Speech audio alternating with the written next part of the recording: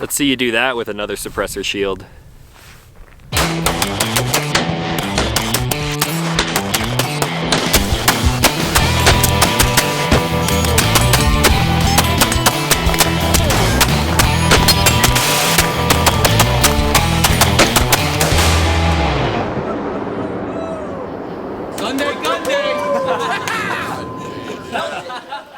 What's going on, everyone? My name is Talon Sai and you are watching Sunday GUNDAY. I hope you're all having a great Sunday so far.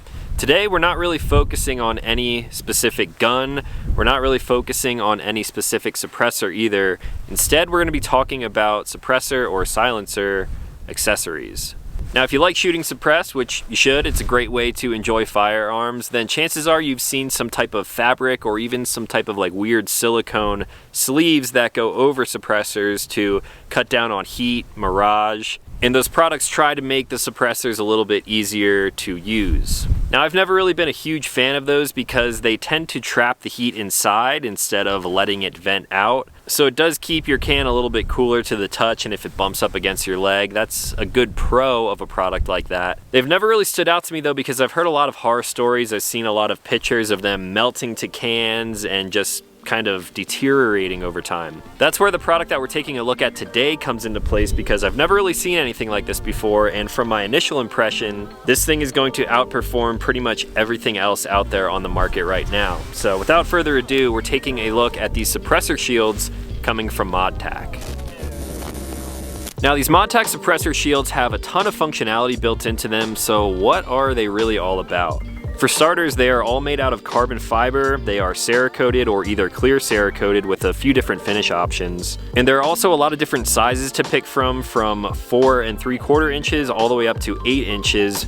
Because they are made out of carbon fiber, they are extremely light, ranging from 5 to just 7.5 ounces.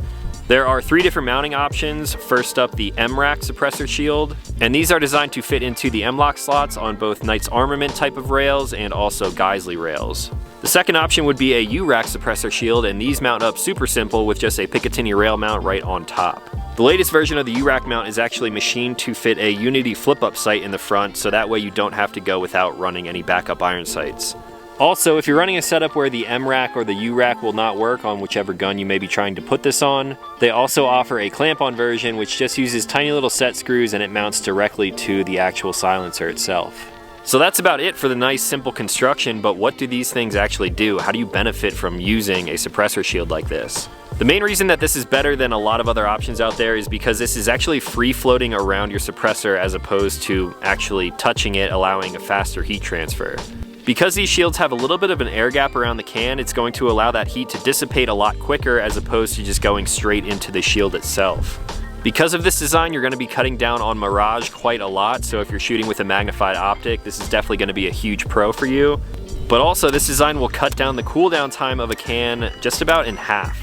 Now, it's reported that I will see a 50% surface temperature decrease between the can and the actual shield itself, so I do have some equipment out here, that way I'm able to test that today. If all that stuff works as planned, then another benefit of a shield like this will be that I can sling the gun without risking burning my leg or anything else around me. And then probably the best thing is that you're going to be able to prolong your suppressor life.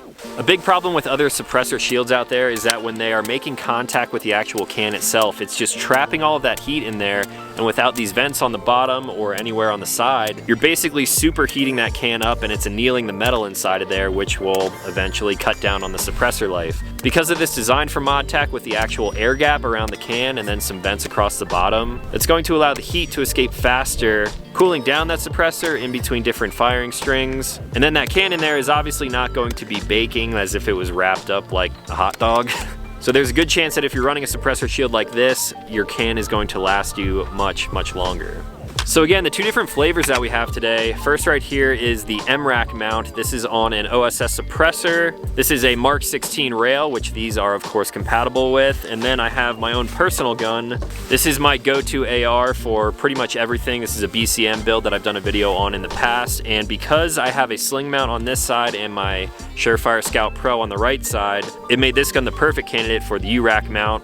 Mounting this thing up was super simple. You basically just slide the Picatinny rail mount over the top, tighten it down. Of course, we do have the Unity flip-up sight mounted on there. And then you pick a shield that fits to your desired suppressor length. You simply take this super light piece of carbon fiber, slip it over your can. There's a little V marking on the top which you line up with the front of the mount. That will close down into place, and then simply twist it to lock it. And now you are ready to safely shoot suppressed. Now let's load both of these guns up and head out to the range to do a little bit of temperature testing. All right guys, we're not going super scientific with it today, but I do have a heat gun right here. That way I can check out the ambient temperatures of both cans and the actual shields before we start shooting, and then we will come back after a few rounds and sort of check each one. So I guess we'll start with my gun. Let's get a readout of the tip of the can there. Looking at about 60 degrees Fahrenheit. The shield itself right now is even a little bit colder at 58. Now I thought about kind of taking it easy and just doing a few shots at a time, but let's just go all out right from the beginning and do a full mag dump, 30 rounds of 5.56 through this thing, and then we will remeasure the temperatures.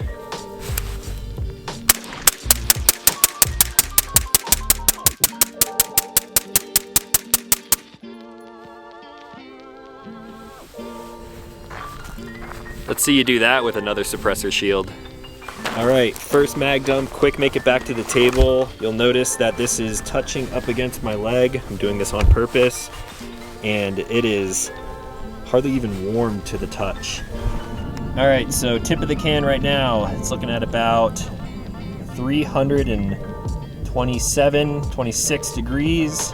The shield from Modtac, about 97, 199. So, easily able to touch this thing. It actually feels pretty good since it's a little bit cold out here today.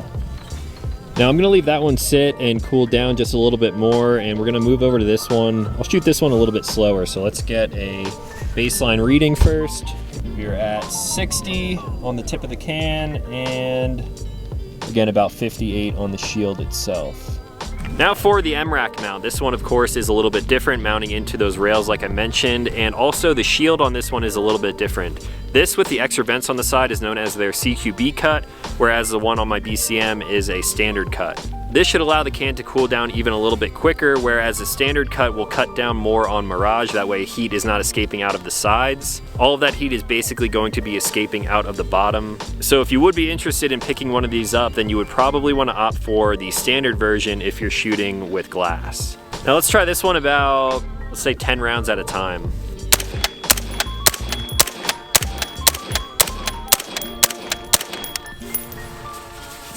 Here's a quick 10.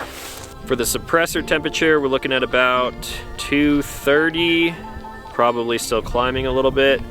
And then the shield, 71 degrees.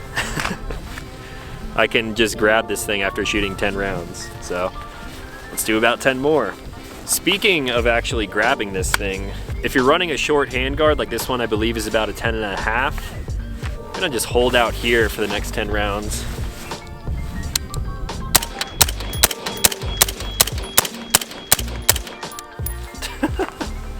I mean, I'm like blocking the vents here, and this is still easy to touch. Let's check the temp of the can. Looking at about 290, 300. It's kind of fluctuating all around. We'll say 285.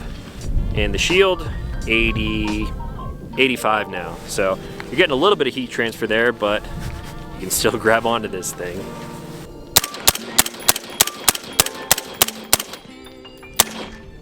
All right, full 30 rounds. Still just holding on to this thing. Man, that is so cool. So after 30 rounds, relatively quickly, looking at 325, 350, 360, 375. So high 300s now. Top of the shield, looking about 112, 110, 105, 102. So again, still very easy to touch. That's pretty damn impressive.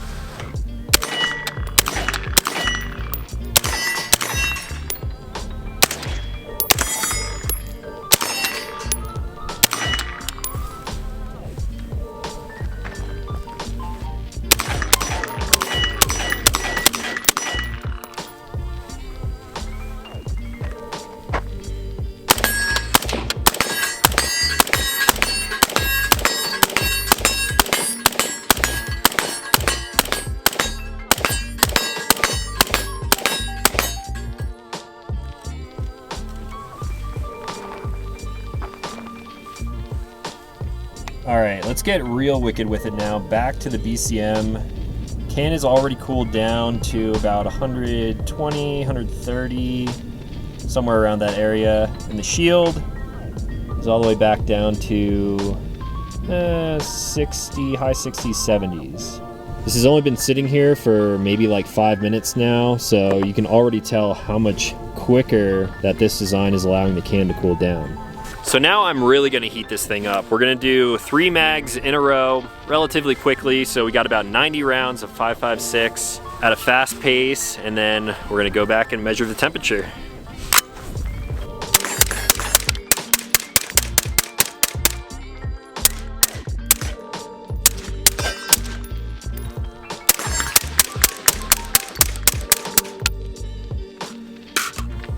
Jacket pocket reloads.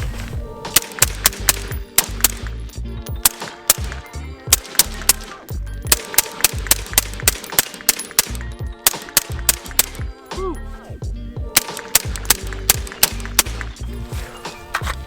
This thing is freaking gassy, man.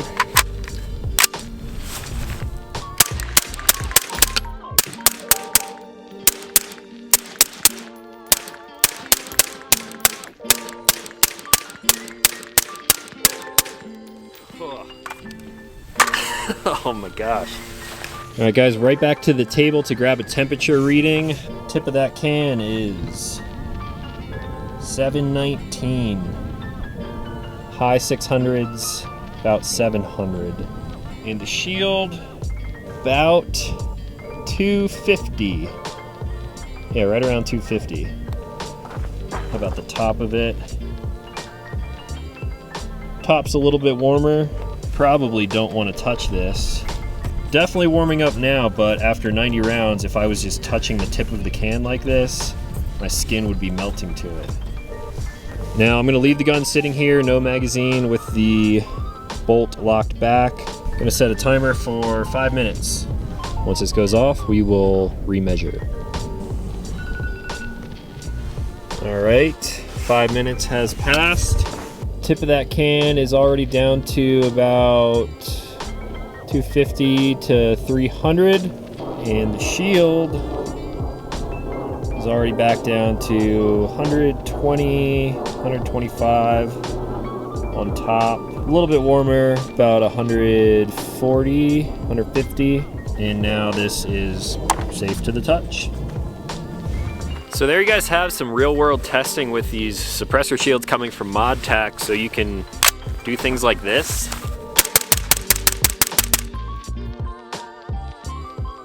And then just be safe holding a super hot can thanks to that awesome design. Now I'm sure there's going to be a lot of questions as to why the M-RAC mount is only fit for Knights Armament and Geisley style rails. The main reason for that is because a lot of these shields are already being used by a lot of high level people. We're talking federal agencies and tier 1 military groups. If you're familiar with a lot of the gear that they run, a lot of them are running Knights rails and Geisley parts on their guns. So these were really designed for different types of contracts like that. They are, however, available to everyone over on Modtac's website. So this is the way that I set up my home defense gun, and now after testing this is definitely something that I want to purchase for myself and leave on this gun full time. It adds almost no weight to the gun. This one is probably sitting at about 5.5 ounces with the entire system on here. It doesn't really make the can that much bigger. Obviously you have the air gap around there, but it doesn't really change the profile of the gun at all, yet it does make it a hell of a lot safer, especially when you're slinging your rifle down to your side, or if you have a really short handguard and you want to kind of put your hand all the way out on the end right there. Definitely a lot of cool functionality. It's going to be a lot safer. It's going to prolong the life of the can because it's not wrapped up, allowing that metal to sort of anneal over time. Pretty awesome product coming from Modtac. If you guys have any questions on it, please let me know in the comments down below, and I will try to answer anything as best as possible. Oh, and the final thing, price point. Because these are used by some high-level people, you would think that the price would be pretty extreme at about like $500 to $550, but they're actually not. They start at about $330 depending on which mounting system you go with, which length you go with, what type of Cerakote and things like that. So I definitely wouldn't put it into the budget category, like just one of those silicone things that you slide over the top of the can, but it is a lot more functional than products like that. So I think that price point is pretty damn fitting, and chances are I'm going to be picking up one of these for myself in the future because, I mean, come on, look at that. So clean, so light, super rad. So that is all for today's video. If you guys are new to this channel, consider clicking subscribe. I make new videos every single week. As always, thanks for watching. I'll talk to you in the next one.